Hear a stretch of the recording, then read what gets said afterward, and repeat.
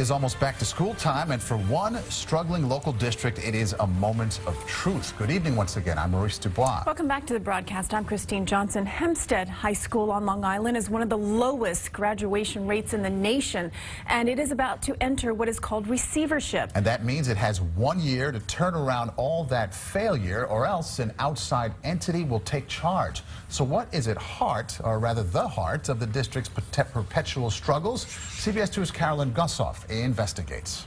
When I say chaotic, it was chaotic. This former principal of Hempstead High School paints a pitiful picture of its inner workings. Now retired, Reginald Strawn is an insider speaking out. The credits and courses and attendance was all helter-skelter. Dysfunctional administrators, he says, fail in the basics, like keeping track of transcripts and enrollment. The book is missing with all of our transcripts. I'll be willing to bet if you ask them what is the exact attendance in Hempstead right now, they couldn't tell you. Chaos, he says, reflected in an abysmal 37% graduation rate, less than half the national average. Nobody was watching the store. We should have better people working here. It's tough. It's really tough. The district's poor performance not for lack of money. Per pupil spending is well above the state average. We never know exactly where that money is going. Why are there no textbooks, no workbooks, no curriculum guides? Many teachers we spoke with fearful to reveal their identity. It's like a ship without a captain.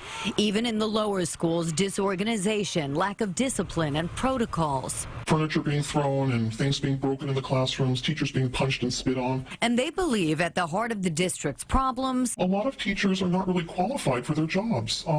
They happen to know someone at the Board of Education, or they know the superintendent. Allegations of rampant patronage and nepotism. I've heard them often from people from the district, from employees of the district. Board of Regents member Roger Tillis says a culture of nepotism and patronage is an open secret. When you have a high unemployment rate, the key to being elected to the board in those areas is getting friends, relatives, jobs. As a result, you had people being appointed to jobs who were not qualified to do those jobs, let's put it that way. And unfortunately, that had a real detrimental effect for kids. A recent state controller audit found unqualified staffers, an aide paid $60,000 for a 10-month job, lacked a required college degree, a coach lacked a coaching license. A school board assistant paid $95,000 a year with no known duties. Strawn says administrators were often hired out of nowhere. They would tell us these are 3 candidates, and then somebody else would be appointed for the job who wasn't in the pool. There are teachers in the school who make grammatical mistakes on the blackboard all the time. Conjugate the verb jog, they jogs. Spell quarter and character. Official documents urge cheek your work. Library books labeled non-fictition. The audit also found the board appointed administrators with no documented plan, reason, or clear benefit to the district and closed the public out of more than half of school board meetings. The school board president at the helm for only a year says he's aware of rumors but has no firsthand knowledge of pervasive cronyism. He declined an on-camera interview but told me current school board members have, quote, a moral compass and are doing their best to ensure this doesn't happen on their watch.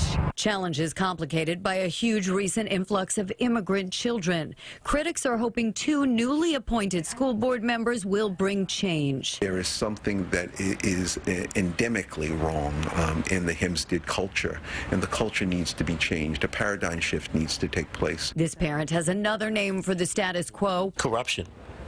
I believe that's the heart. It's been going on for 30 years. We need to help our children. They're not going to succeed. And that's the reason that we have a low graduation rate at Hempstead High School. They give up. The key to change, says Regent Tillis, the acceptance of help when it's offered. That has not, he says, been the case in Hempstead.